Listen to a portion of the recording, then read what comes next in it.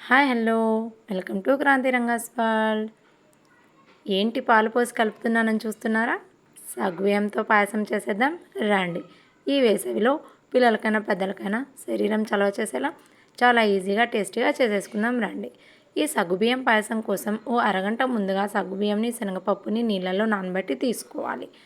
ఇప్పుడు గ్యాస్ మీద ఓ బాండి పెట్టేసుకుని ఇలా నెయ్యి వేసి ఓ చిన్న కప్పెడు సేమియా అలాగే జీడిపప్పు ద్రాక్షను కూడా వేసి ఇలా చక్కగా ఫ్రై అయ్యేలా వేయించుకోవాలి.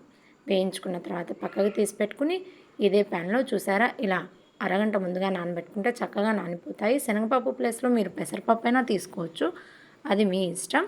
నేనైతే ఇలా శనగపప్పు తీసుకున్నాను. ఇలా ఇదే ప్యాన్లో వేసి ఓ 3 నిమిషాలు వీటిని వేగనిచ్చాను. 3 నిమిషాలు వేగిపోయిన తర్వాత చక్కగా నాకు కావాల్సిన క్వాంటిటీలో వాటర్ వేసుకున్నాను.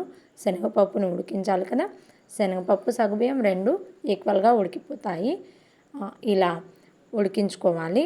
సగ్గుబియ్యంలో మనం ఎంత ఎక్కువ క్వాంటిటీ వేసినా కూడా నీళ్ళు పల్చగా అవ్వవు, చిక్కబడిపోతూనే ఉంటుంది. అందుకోసమనే నేను కొంచెం ఎక్కువ నీళ్ళు వేసుకున్నాను. పక్కన మరో గ్యాస్ మీద పాలు కూడా మరిగించి పెట్టుకుంటున్నాను. ఇలా చక్కగా మరిగి ఉడికిపోయిన తర్వాత శనగపప్పు ఉడికిన తర్వాత మనం ముందుగా తరిగి పెట్టుకున్న బెల్లంని కూడా యాడ్ చేసి బెల్లం మొత్తం కరిగిపోయి ఇలా చక్కగా మరుగుతూ ఉన్నప్పుడు మనం ముందుగా వేయించి పెట్టుకున్న సేమియా జీడిపప్పు ద్రాక్షను కూడా వేసి ఒక 5 నిమిషాలు సేమియా ఉడికే వరకు ఉడికించుకోవాలి.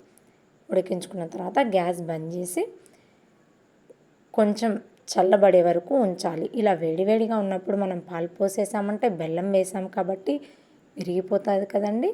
అందుకోసమని కొంచెం చల్లబడిన తర్వాత ముందుగా కాచిపెట్టుకున్న పాలను కూడా ఇందులో కలిపేసుకుని చక్కగా మొత్తం కలిసేలా కలిపేసుకుని మనం సర్వ్ చేసేసుకోవటమే అండి. పిల్లలైనా పెద్దలైనా ఇష్టంగా తింటారు. శరీరానికి ఎంతో చలువ చేస్తుంది కాబట్టి ఈ వేసవిలో తప్పకుండా వీక్లీ వన్స్ అయినా చేసి పెట్టాలి.